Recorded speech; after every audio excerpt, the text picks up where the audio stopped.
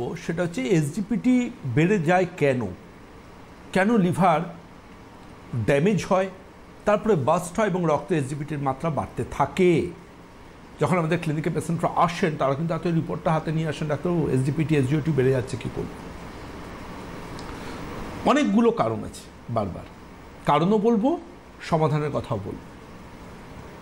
অনেকগুলো কারণের মধ্যে অন্যতম কারণ সবথেকে বেশি যেটা আসেন আমাদের কাছে এসজিপিটি বেড়ে যাওয়ার, hepatitis.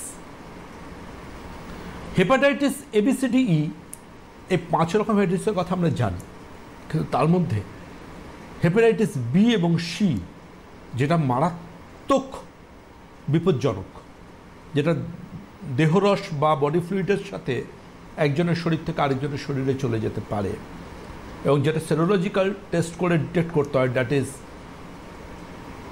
Australian antigen blood for HBsAg, that is diagnosis for hepatitis B virus, and another is HCV, that is hepatitis C virus। এবং এই পুরোটাকে নিয়ে কিন্তু জানতে হবে যে হেপাটাইটিসের কোনো কারণে এটা বাড়ছে কিনা।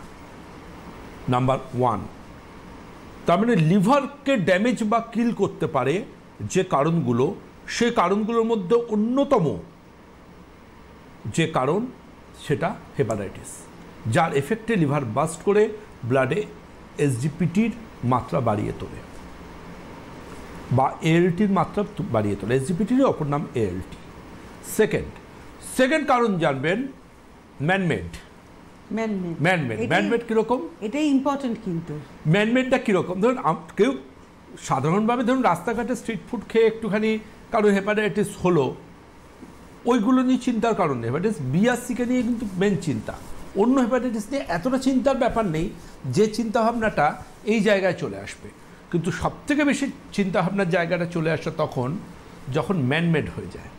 ম্যানমেড কীরকম হয়, ম্যানমেড হচ্ছে কিছু মানুষজন আছেন মাথা যন্ত্রণা করছে, একটা পেন কিলার খেয়ে নিল,